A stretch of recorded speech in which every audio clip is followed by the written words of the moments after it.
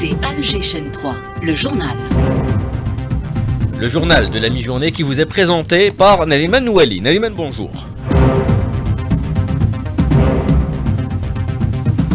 Bonjour Rostom, dans l'actualité, l'appel au dialogue et à l'action lancé par l'Algérie, un colloque national organisé par l'ANP souligne l'importance de la sécurité et du développement dans la région du Sahel.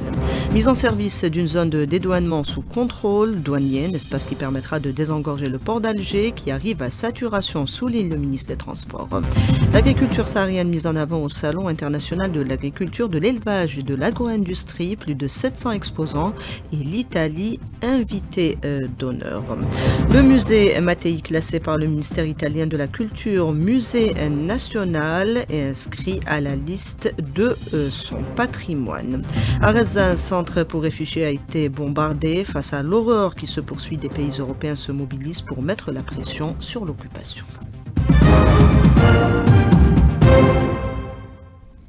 Madame, Monsieur, bonjour. Le général d'armée Saïd Chingreha, ministre délégué auprès du ministre de la Défense, chef d'état-major de l'ANP, entame une visite de travail et d'inspection en deuxième région militaire à Oran, un déplacement qui s'inscrit dans le cadre du suivi du programme de préparation au combat pour l'année 2024-2025. Et dans son intervention hier à l'occasion d'un colloque national consacré à la situation au Sahel, le ministre délégué auprès du ministre de la Défense, chef d'état-major de l'ANP, a réitéré l'attachement de l'Algérie à ses principes, une doctrine mise en avant et rappelée face aux tensions croissantes dans la région du Sahel. Le général d'armée Saïd Chingreha.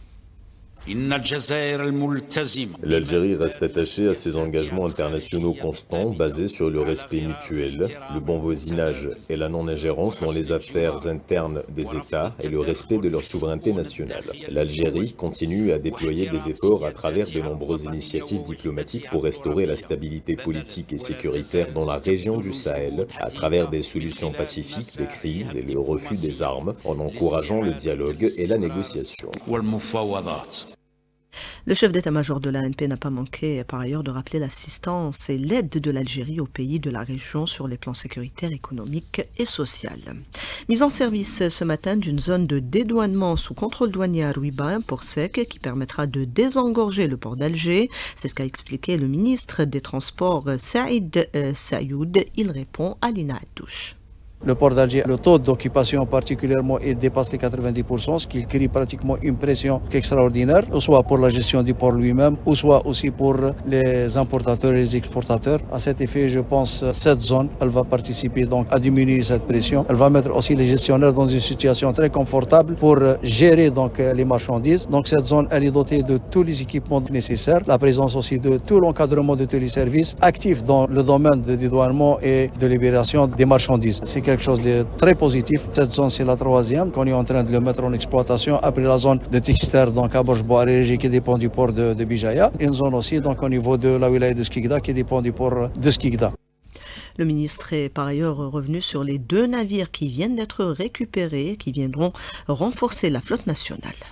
On a réussi quand même à récupérer le navire Sadratek qui est pratiquement immobilisé au niveau du port d'Anvers pour une période qui a dépassé les 3 années. Donc cette réussite est suite aux directives et orientations données par le président de la République afin de récupérer tous les navires qui se trouvent au niveau de l'étranger ainsi que la réparation de tous les navires qui se trouvent ici et qui sont immobilisés depuis une longue durée. Donc le ministère de Transport a mis en place une méthodologie de travail et le navire Sadratek actuellement il est au niveau du port commercial. En train de charger des produits à partir de ce port commercial et je pense que dans les 48 heures, elle sera ici à Alger.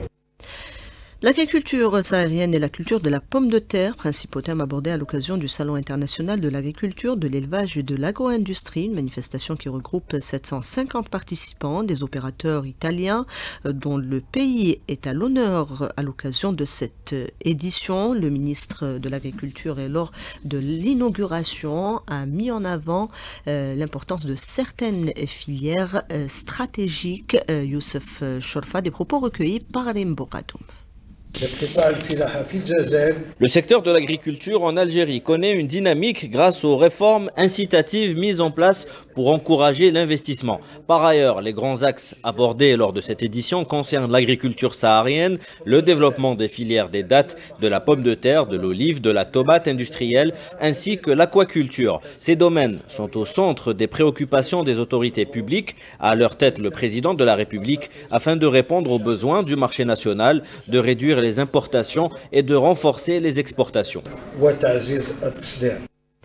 La filière caprine au centre d'une journée d'études à Jijel. Il est question de développer cette race, mais également son environnement. Les détails avec Abdelhamid Zoued. Une journée technique sur l'élevage du caprin a été organisée à Jijel en collaboration avec la Chambre d'agriculture locale dans un cadre conventionnel pour la promotion et le développement des productions animales et des fourrages. Boul Barhan Dalila, chef de département à l'Institut technique des élevages ITELB de Baba Ali, Alger. On a fait état de la situation du caprin à l'état actuel au niveau national et au niveau de la wilaya. Puis nous avons discuté toutes les contraintes et les recommandations pour pouvoir lancer un programme adéquat pour essayer de développer cette race locale qui nécessite un renforcement en matière de sélection et en matière de croisement pour augmenter sa productivité. Dans le même ordre d'idées, l'hydroponie ou culture hors sol, une technique de culture qui permet de faire pousser des plantes nutritives riches en minéraux, a été également à l'ordre du jour de cette session de formation. Abdelhamid Ider, chef de service caprin au niveau de l'Institut des élevages ITELB de Baba Ali. C'est une alternative aux éleveurs pour pallier au déficit fourrager, notamment pour les éleveurs qui ne possèdent pas de sol, qui font une conduite de cheptel hors sol. La wilaya de Jijel dispose d'un important cheptel caprin adapté aux conditions climatiques et se trouve concentré dans des zones de montagne et de parcours dégradés. Jijel, Abdelhamid Zoued, Alger, chaîne 3. Le projet de loi relatif à l'abaissement de l'âge de départ à la retraite pour les enseignants en débat, il a été présenté ce matin à l'Assemblée populaire nationale. Le compte rendu sur place d'Ibti Haladoun. Ce projet de loi introduit une mesure importante en faveur des professionnels de l'éducation nationale. Désormais, les enseignants, professeurs, directeurs d'établissements scolaires ou autres relevant des corps spécifiques de l'éducation peuvent bénéficier d'un départ à la retraite anticipé à leur demande avant l'âge légal. La durée de réduction de l'âge légal est fixée à 3 ans. Cette mesure s'inscrit dans une volonté de reconnaître les efforts et les conditions particulières d'exercice de ces métiers essentiels à la société. Faisal Taleb, ministre du Travail.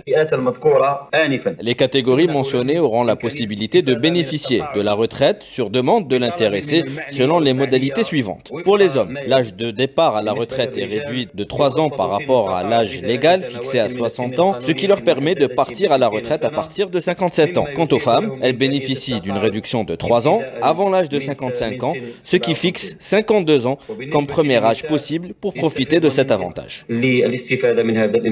Pour rappel, les femmes exerçant dans ces mêmes fonctions bénéficient d'une disposition complémentaire. Elles peuvent demander un départ anticipé jusqu'à 3 ans avant l'âge de 55 ans. Toutefois, cette réduction ne peut être cumulée avec celle à l'article 8 de la loi qui accorde également des avantages spécifiques aux femmes. De l'Assemblée populaire nationale, Ibti Haladoun, Alger 3.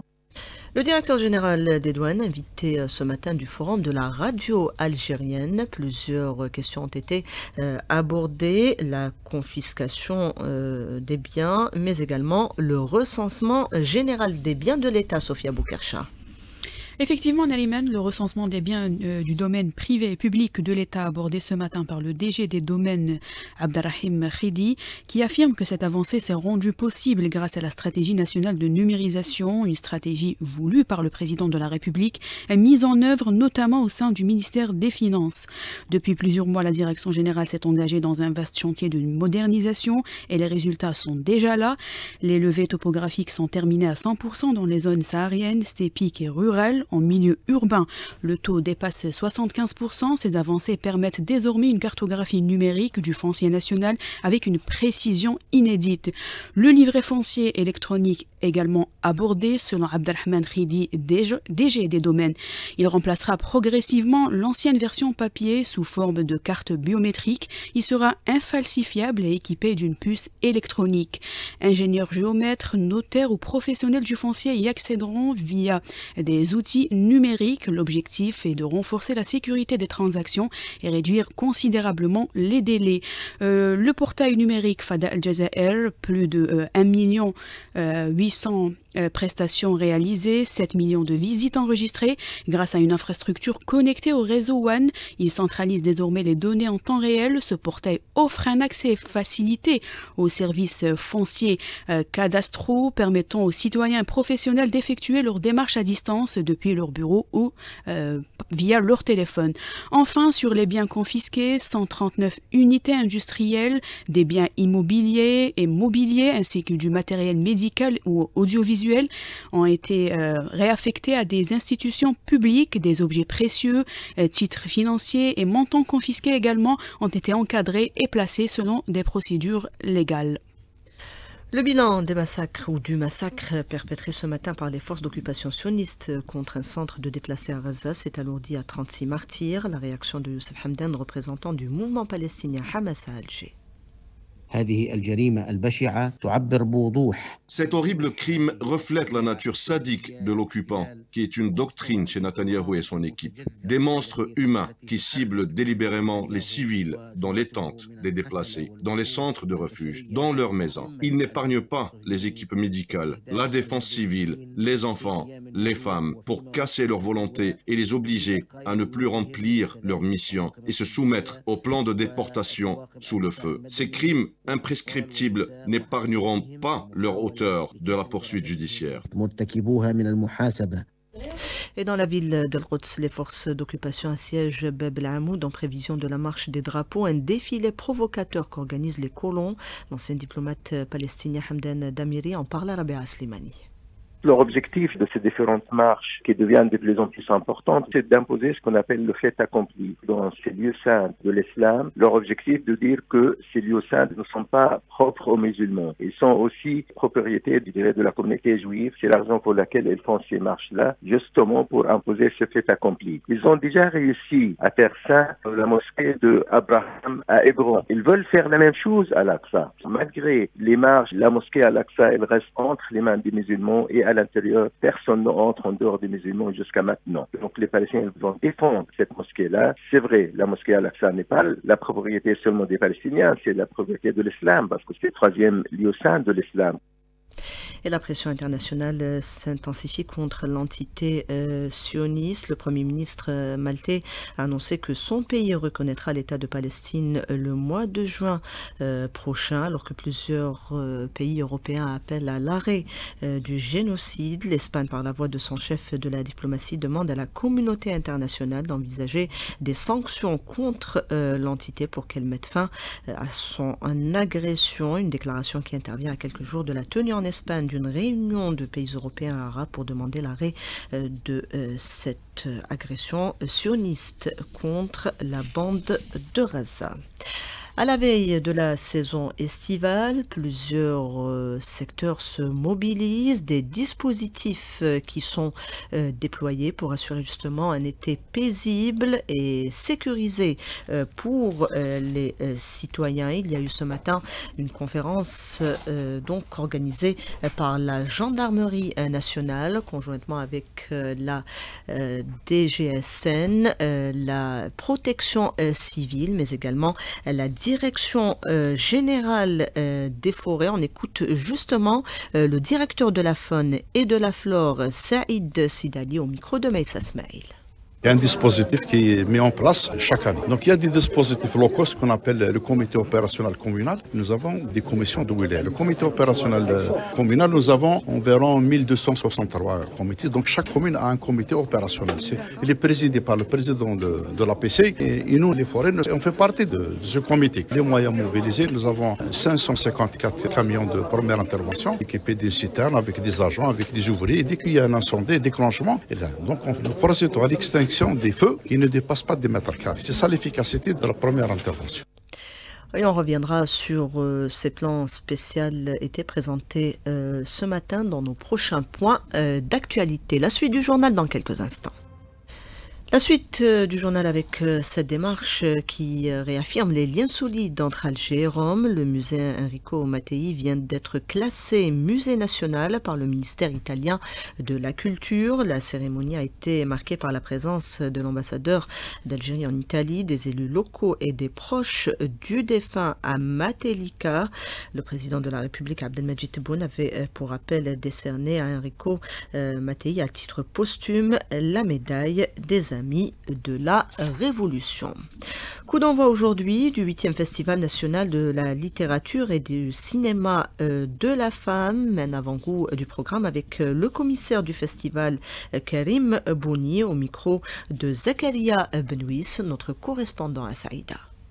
La manifestation culturelle de dimension nationale, ce festival sera une opportunité de faire connaître au grand public des réalisatrices, des réalisateurs de cinéma ainsi que des femmes de lettres de renom. Pour ce faire, le commissariat du festival a concocté un riche programme caractérisé par des projections de films, des tables rondes, des rencontres littéraires et des ateliers. Parmi les films programmés, nous avons des longs métrages, La Première Ligne, Merzaq Al-Wesh, qui sera présent. Nous aurons aussi 196 mètres du réalisateur Shakib Taleb Bendiem qui sera aussi présent. Nous avons Les Deux Hommes, Un destin de Mustafa Ouzgan, Ahmed Rezzag et Fatima Ouzan qui est productrice du film. Il va y avoir aussi Terre de vengeance de Anis Jahad qui sera présent aussi. Bou'alam Zid Goudam de Moussa Haddad qu'on a pensé à lui. Nous aurons aussi des courts-métrages, des documentaires. La littérature, nous aurons la littérature d'expression arabe avec les romancières Najat Rahmani et Gigi Gabrahimi. En expression française, nous aurons Zoubida Brahou, Aniam Zaguer et Maïsab.